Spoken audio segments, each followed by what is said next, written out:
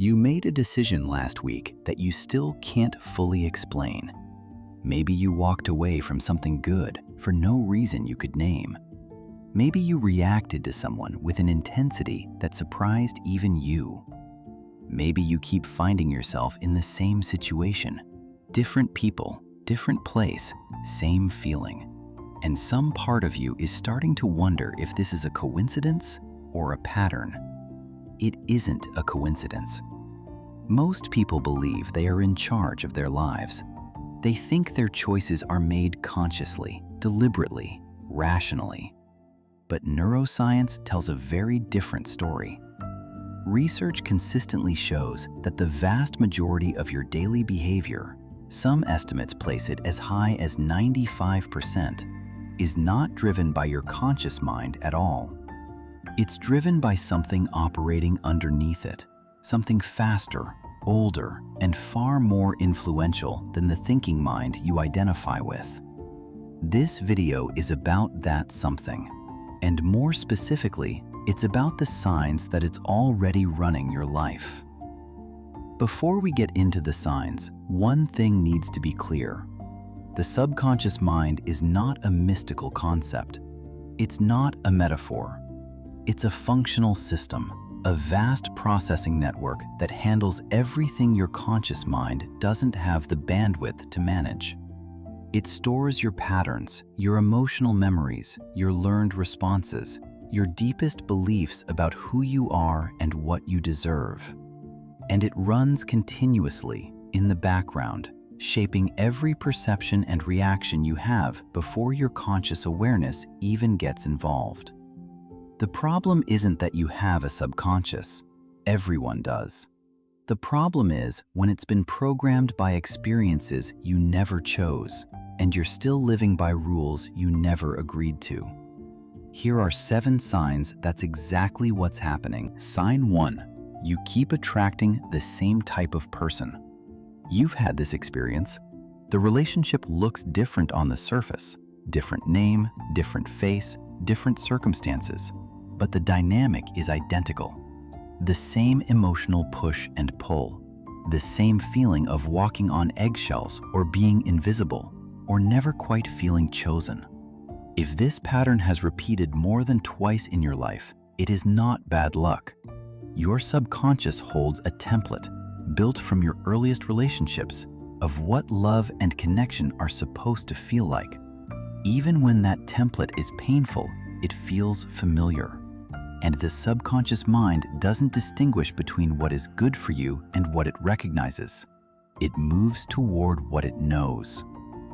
Sign 2. You self-sabotage right before things get good. The promotion was almost yours. The relationship was becoming something real. The project was finally gaining momentum. And then, without fully understanding why, you did something that unraveled it.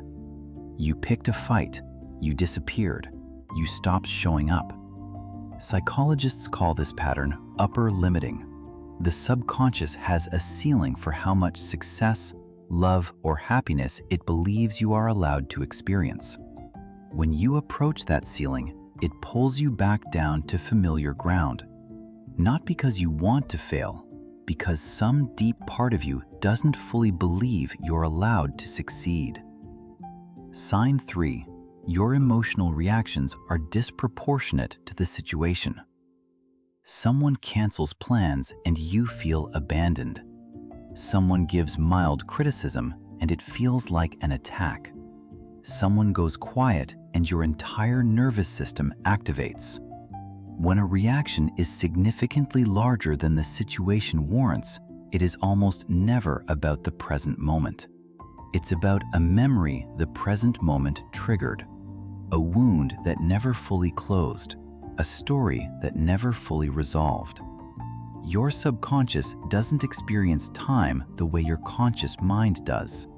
To it, an old hurt and a present moment can feel identical. The overreaction is the signal. Sign 4. You have beliefs you can't rationally justify.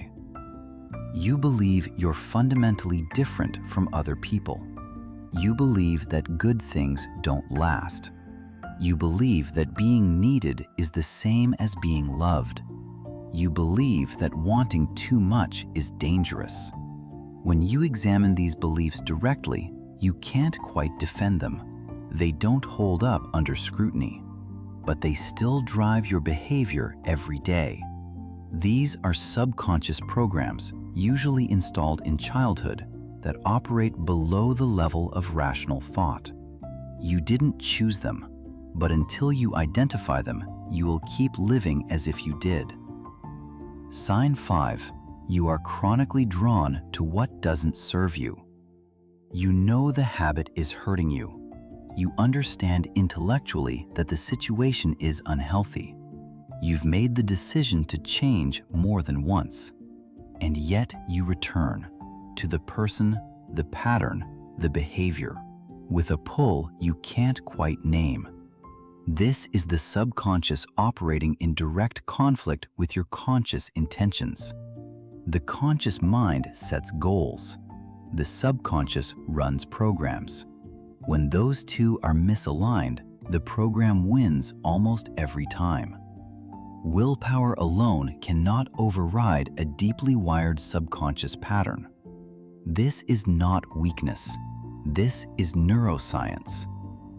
Sign 6. You feel a persistent sense of not being enough. Not in every moment, not always loudly, but underneath the accomplishments, the relationships, the ordinary days, there is a quiet hum, a feeling that you are somehow behind, that others have figured something out that you haven't, that if people really knew you, they would think less of you. This is one of the most common and most painful subconscious programs running in the background of modern life. It doesn't come from your actual worth. It comes from early messages, absorbed before you had any capacity to question them, that your value was conditional, that you had to earn your place, that you were not quite enough as you were. Sign 7. You struggle to stay present. Your body is in the room, but your mind is somewhere else, replaying a conversation from 3 days ago, pre-living an anxiety about something that hasn't happened yet, drifting into a version of the past or future with an almost gravitational pull. The subconscious mind is oriented toward pattern and prediction. It is constantly scanning, referencing past experiences to anticipate future threats. When this system is overactive, presence becomes nearly impossible. You are not distracted because you lack discipline. You are being pulled by a system that learned at some point that it was not safe to simply be here. Here's what changes when you start to recognize these signs. Awareness is not the same as cure. Knowing these patterns doesn't immediately dissolve them, but awareness breaks the most important mechanism keeping them in place: invisibility. A subconscious program only runs your life completely when you can't see it. The moment you can observe a pattern, really see it, name it, trace it, you have created a separation between the program and yourself. And in that separation, something becomes possible that wasn't before: a choice. This is where real change begins. Not through force, not through willpower, through the slow, honest work of bringing what is unconscious into the light. If you recognized yourself in more than one of these signs, that's not something to be alarmed by. It's something to be curious about. Every pattern your subconscious runs made sense at some point. It was built by a younger version of you, trying to navigate a world they didn't yet have the tools to understand. You don't need to be ashamed of it. You need to see it. And seeing it clearly, without judgment, is where something different finally becomes possible. If this resonated with you, subscribe. Every week, we go deeper into the psychology behind the patterns most people spend their entire lives never questioning.